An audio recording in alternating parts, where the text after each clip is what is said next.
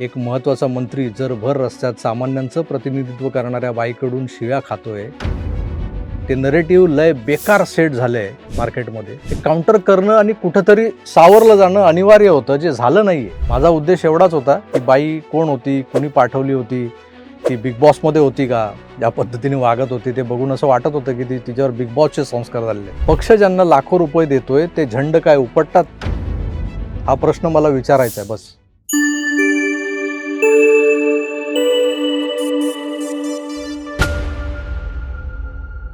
काल काय झालं तर काल एक घटना घडली. संसदेत पुरेसं संख्याबळ नसल्यानं फेटाळलं गेलेलं नारी शक्ती वंदन बिल ही सध्या विरोधकांच्या हाती सापडलेली दुखरी नस भारतीय जनता पक्षाला नडते. त्यात झालं असं की पक्षाच्या वतीनं एक नारी शक्ती रॅली काल काढली गेली. त्यात प्रोटेस्ट करत करत घोषणा देत सभास्थळी पोचायचं होतं. मुंबईत होतं हे सगळं. बहुधा ते NSCI वरळी डोमला हा कार्यक्रम होता आणि वरळी नाक्यावरून भाजपच्या कार्यकर्त्यांचा एक जथ्था मोठ्या प्रमाणात रस्ता ब्लॉक करून वरळी डोमला निघालेला होता. पण या गर्दीमुळे रस्त्यावरचं ट्रॅफिक जाम झालं होतं. अनेक वाहनं मागे अडकलेली होती. त्यात एका महिलेला तिच्या मुलांना शाळेतून आणायला जायचं असताना ती त्या कोंडीत अडकली होती आणि ती अडकल्यानं प्रचंड अस्वस्थ झाली. जवळपास 40-45 मिनटं ती कारमध्येच अडकून पडली होती असं तिचं म्हणणं आहे. आणि तिच्या त्या कोंडीचा, तिच्या त्या अस्वस्थतेचा जो स्फोट झाला आणि ती मग कार बाहेर पडली. मोर्चाच्या मध्यभागी मंत्री आणि भाजप नेते गिरीश महाजन नेमके तिला दिसले, सापडले. या बाईच्या टाळकं इतकं का सटकलं होतं हे कळायला मार्ग नाही. मान्य की राजकीय पक्षांच्या मोर्चांमुळे रस्ता जाम तो असा आणि आताही तसंच झालं होतं. पण असे हे जॅम जे होतात ना, ट्रॅफिक जॅम अनेकविध कारणांनी मुंबईत होतच असतात. मग त्यात ॲम्ब्युलन्स अडकतात, काहींना खरोखरच कुठलं विमान वगैरे गाठायचं असतं ते अडकतात, त्यांच्या फ्लाईट मिस होतात. मुंबईत हे होत असतं. आपले RR आबा बोलून गेलेत, बडे बडे शहरों में छोटी छोटी बातें होती रहती. पण या महिलेला मुलांना शाळेतून आणायचं होतं. शाळा सुटली होती, पोरं तहानलेली भुकेलेली असतील किंवा आपली आई शाळेत अजून आलेली नाही आपल्याला घरी न्यायला, मग आपल्याला घरी कोण नेणार या विचारानं ती घाबरलेली असतील. एक पालक म्हणून कल्पना करून बघा कसं वाटतंय. 2 सेकंद थांबतो मी, तुम्ही पॉज करा वाटल्यास व्हिडिओ. पण मी जे म्हणालो तसं कल्पना करून बघा कसं वाटतंय. त्या महिलेतली आई प्रचंड चिडली, अस्वस्थ झाली आणि रस्त्यावरच्या ट्रॅफिकला कारणीभूत समोर जो मंत्री दिसला, मंत्री महोदयांची तिनं आई बहीण करून टाकली. गेट द फक आउट ऑफ द हिअर. इंग्लिशमध्ये असली तरी ती शिवी आहे.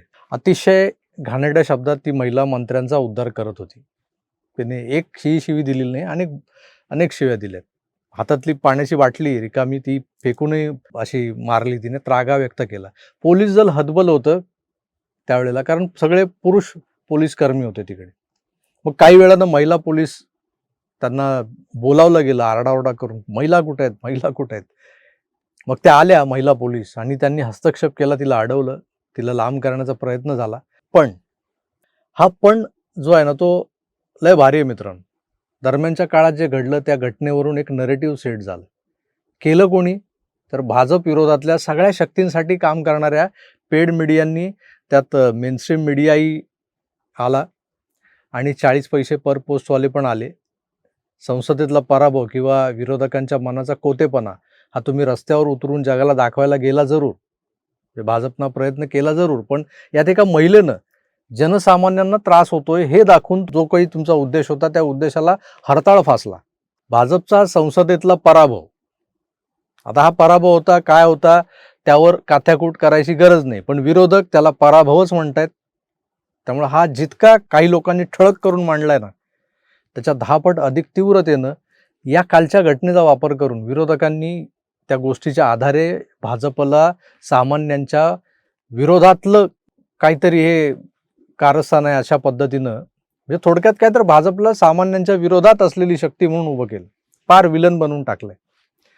त्यामुळे झालं काय तर उजव्या विचारांचे म्हणवले जाणारे लोक किंवा त्यांच्या पक्ष संघटना, ज्यात भाजप आला, मग संघ आला, शिंदेची शिवसेना आली, या सर्वच तथाकथित हिंदुत्ववाद्यांनी कोट्यावधी रुपये खर्च करून नेमलेले आपले मीडिया मॅनेजर्स असोत की सोशल मीडिया मॅनेजर्स असोत, हे सगळे जिंदगी झंडबा फिर भी घमंडबा स्टाईलनं काय काम करतात आणि हे जे काय काम करणारे जे खरोखरीचे झंड जे आहेत ना, हे काल त्या मोर्चात झालेल्या प्रकारानं सिद्ध केलेलं आहे.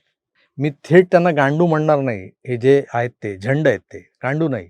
कारण काय आहे, जे लोक लहानपणी संघाच्या शाखेत गेलेत, तेव्हाची खाकी हाफ चड्डी घातलेली आहे, हातात दंड घेऊन तो फिरवलाय गरगरा, त्यानंतर शाखेतल्या बौद्धिक वर्गाला हटकून बसलेले आहेत, ज्यांच्यावर देव, देश, धर्म आणि भगवा यांच्या प्रतीची निष्ठा रुजवली गेलेली आहे. त्यांना सांगावं लागत नाही.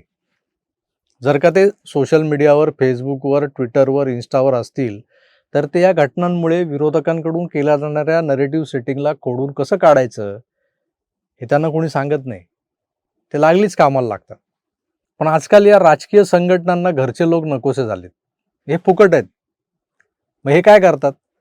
रादर यांनी काय केलंय, तर हिंदुत्व कशाशी खातात हे माहीत नसलेले, संघनिष्ठा हा शब्दही कानावर कधी त्यांच्या पडलेला नाही, अशा लोकांना, एकंदरच आज जे लोक राज्यात सत्ताधारी आहेत त्यांचा मूळ गाभा काय याबाबत वैचारिक दारिद्र्य असणाऱ्या माणसांना, कॉर्पोरेट एजन्सीजना लाखो रुपये देऊन हायर केलं जात आहे. हे लोक टॅब घेऊन येतात, मोठे मोठे 12-12, 13-13 इंचाचे, आणि लॅपटॉप घेऊन येतात आणि त्यावर मोठी आकर्षक अशी प्रेझेंटेशन्स देतात या लोकांना आणि कामं मिळवतात प्रसिद्धीची. कुठल्याशा स्कूल ऑफ मॅनेजमेंटमधून हे लोक इलेक्शन मॅनेजमेंट किंवा मीडिया मॅनेजमेंट शिकून आलेले असतात.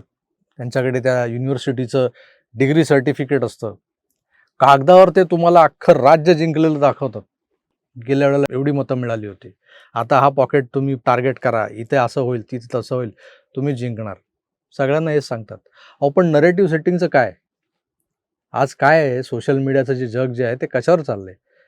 आज एका सामान्य पण उच्चभ्रू समाजात वावरणाऱ्या बाईनं जे अस्खलित इंग्रजी बोलत होती, इंग्रजीत शिव्या देत होती, तिने अख्ख्या भाजपला बॅकफुटवर आणलं का नाही? आणलं का नाही? अशा आपत्कालीन प्रसंगी काउंटर करताना तुम्ही किती तोकडे पडत आहात हे एका बाईनं उघडं करून दाखवलेलं आहे हो काल. विरोधकांनी आणि त्या सो कॉल्ड सेक्युलर डाव्या समाजवाद्यांनी, जे जे जे कोण आपल्या विरोधात आहेत, त्या सगळ्यांनी व्यवस्थित त्या महिलेचा नरेटिव्ह जो काही होता, तिने जे काही केलं त्याला नरेटिव्ह बनवलं, महिलेचा नरेटिव्ह नाही केला. तिने जी काही कृती केली ना, तिचा वापर यांनी नरेटिव्ह म्हणून केलाय. जग जाहीर आहे की सत्ताधाऱ्यांनी स्वतःची लाल करायला लाखो पेड सोशल मीडियावरचे कीबोर्ड बडवे कामाला ठेवलेले आहेत. एक एडझव आहे पुण्यात, तो तर फक्त एकाच पक्षावर नजर ठेवून असतो.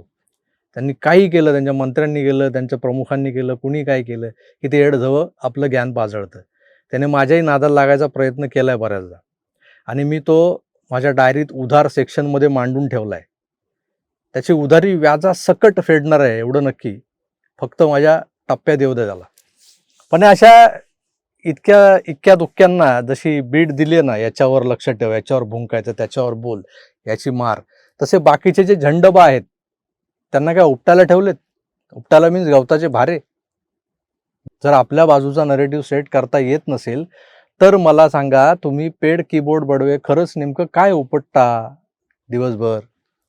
जरा विचार करा. हीच महिला जर उभाटा किंवा काँग्रेसच्या मोर्चात शिरली असती आणि ती कुणाला तरी अशी नडली असती, तर तीच बाई भाजपवाल्यांनी पाठवलेली एजंट आहे असं नरेटिव्ह सेट करून तिलाच शिव्या पडल्या असत्या, भाजपला शिव्या घातल्या असत्या.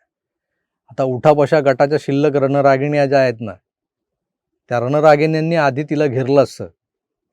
नेत्यापर्यंत जाणं तर लांबच राहिलं. मी तर म्हणतो, त्या बाईनं ज्या पद्धतीनं तोंड सोडलं होतं ते पाहता तिच्यावर हात देखील उचलला गेला असता. भाजपच्या महिला मोर्चातल्या माझ्या संस्कारी बहिणींनी त्या मानानं खूप संयमानं घेतलं, त्यांचं कौतुकच आहे, आणि हे ते केलंच पाहिजे कौतुक. पुरुष कार्यकर्तेही मर्यादेने वागले, त्यांनी कुठे आपलं ताळतंत्र सोडला नाही. खुद्द महाजन, मंत्री गिरीश महाजन यांनी देखील संयमच दाखवलं. पण कालपासून सोशल मीडियावर मात्र या घटनेचं प्रचंड भांडवल करून भारतीय जनता पक्षाची जी काही प्रतिमा आहे ती मलिन करण्याचा प्रयत्न जोरदार झाला आहे. पण त्याला काउंटर करण्यात भाजपचे पेड पंटर्स, IT सेलवाले, कीबोर्ड बडवे अक्षरशः अपयशी ठरले.